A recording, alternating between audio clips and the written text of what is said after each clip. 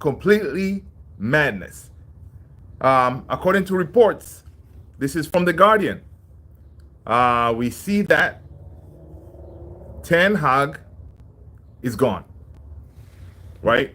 Let me find the actual quote here. What they said on The Guardian.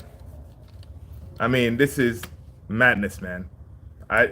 This news, it did not have to come today, or whatever came, or whatever was put out there yesterday, because we're preparing for our biggest game, right? We're getting ready for our biggest game against Man City. We have a chance to win something, and news keeps newsing. All right, so let's see what the Guardian said.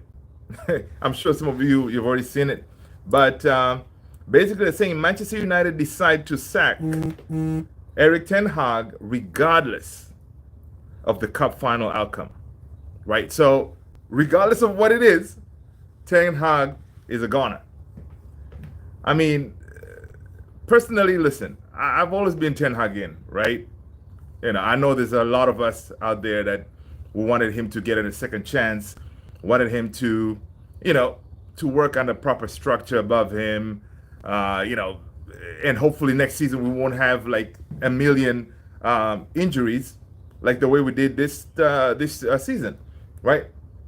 One thing I saw that was very interesting today is, I think this is from the BBC, they're saying that actually Manchester United have had the most injuries out of all the teams in the Premier League. Let me just check this out real quick, because I'm like, there was a whole bunch of reasons why we pretty much did not have a good season, or why we sucked this season, right? And yes, injuries is one of them.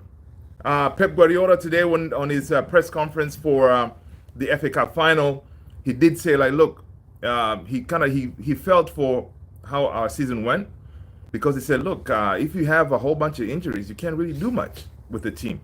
Ten Hag has had he had one, his top, like his preferred back four pairing, I think in one game or something like that, which is madness, because you guys already know, I know that, listen, to be able to perform perfectly, like, for example, if you look at Man City or Arsenal, the back four, is, once that is stable, then you'll be able to progress in each of the games, because once the center back four, they know each other, they know their positioning, they know where everything is, then everything goes automatically. You don't have to think much. You just know, okay, if I move to my left here, I know, okay, Varane is going to be on my right, or Varane knows if I advance the ball, Licha is going to be, covering my six, that's my back. But we didn't have that. The defense kept on chopping and changing, and that's basically our story of our lives, right? So this news coming out on the eve, pretty much, of our biggest game, it really sucks. I think Ineos and Sir Jim really messed this up. Now, I was watching, I think it was Stratford Paddock, Stephen Howson. He had said, like, this was very interesting. I didn't think of this. Ineos knows that Manchester United is full of leaks. There's always news leaking. So he said, from the info that he has, the reason that, okay, Ineos has been having this succession plan going on, right, for the longest time, and interviewing managers, which is understandable, because they were like, okay, we're not ready. We don't know if we're going to suck the manager or what. So they've been interviewing. So they, at this point, they already had some interviews with managers. So this is what they did. They informed Manchester United, say, hey, this is our, our interviews that we've done with the managers, whatever. This is what we think we're going to do going forward. And look, the minute they told Manchester United, whoever was giving that information at the Manchester United, main office or whoever, boom, the news leaked. Yesterday we heard, Man United had a meeting with McKenna, right? And then, from that, next thing, we hear, today we're hearing that from The Guardian, when The Guardian put this information out there, they're a good organization. So they know, okay, there's something here. There's something going on. So the Guardian puts that information out, like, look, regardless of what happens tomorrow, he's going to be Louis van Gaal. Louis van Gaal means, listen, Louis van Gaal won the FA Cup and he was kicked out of the door, right? So just the fact that Ten Hag is going to be treated this way, it's not right, man. I mean, we could have handled this better instead of doing this to him, because it's I don't think it's proper. I don't think this is how big teams handle business. We saw how Liverpool, did their transition thing. They brought in the new manager. They were able to let Klopp go, gracefully. But the way we're doing it now, like, look, Ten Hag right now is preparing his team like, yo, we got a game, tomorrow. But what are you going to do when you're sitting in the locker room talking to your boys, the players, like, look, yeah, you guys need to do this and that. And then the players and everybody knows, like, look, this guy's not going to be here. So now, like, look, why would they go out there and give it their all, right? So, I mean, again, it's just messy, man. It's just messy. But you think about it this way. Had Ineos and Sir Jim decided to keep Ten Hag, it kind of gives them a way for, like, say, for example, next season, they can start the season while they're putting all the moving parts above him, right? Fixing the recruitment, the coaches and everything. That it gives them time, because they know, okay, if still things fail next season, they can still blame it on, it was still Ten Hag.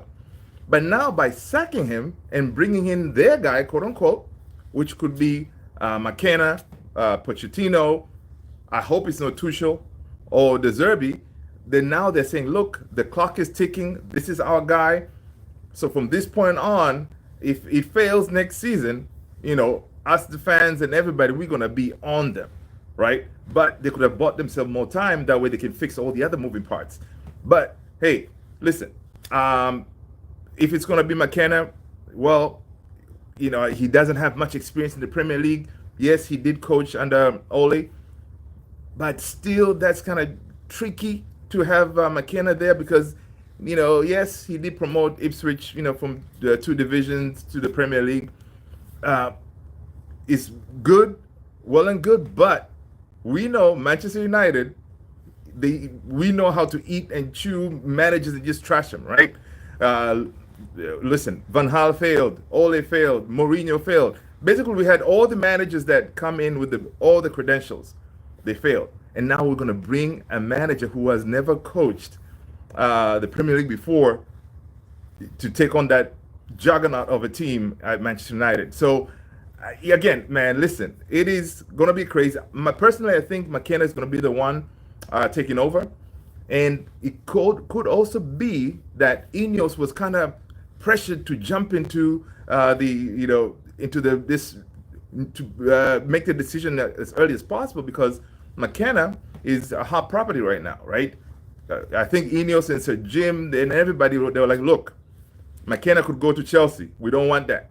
He's one of the young and up-and-coming managers. We need him at Manchester United, right? So maybe that's why they let them the info about him being interviewed get out there, because they know, look, this is the guy that we want.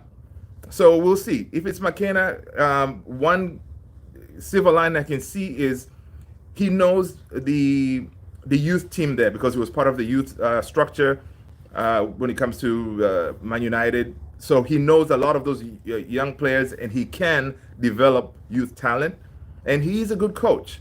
But again, Man United is a whole different ballgame, man. I don't know. I really hope he succeeds. You guys let me know in the comments below if you think it's going to be McKenna or it's going to be somebody else. If it's not McKenna, I wouldn't be that upset if it's De Zerbi, right? Because McKenna and De Zerbi, they're good coaches, and the new structure of Ineos, what they're trying to do, of course, going forward, we know it's going to be like, they're going to have just a coach, and then all the other decisions are made for them, right? The recruitment, everything else is done for them. The coaches, which will be like McKenna or De Zerbi, your job is just to train the players, right? Train the players and do your thing. And here we're going to bring you a player. They say, okay, we're going to sign you a striker. If it's going to be Benjamin Sheshko or whoever, here's the striker. Work with him. If it's defenders, okay, here's going to be Branthwaite, okay, or Todibo. Here, you deal with them, right? So I don't know how much input these coaches will have, but hey, listen, this whole thing is madness. I just wanted to jump in here real quick, guys. Listen, I appreciate you following the channel. Make sure to smash the like, hit the subscribe. I'm your boy Luther. I will talk to you in the next one. Peace out.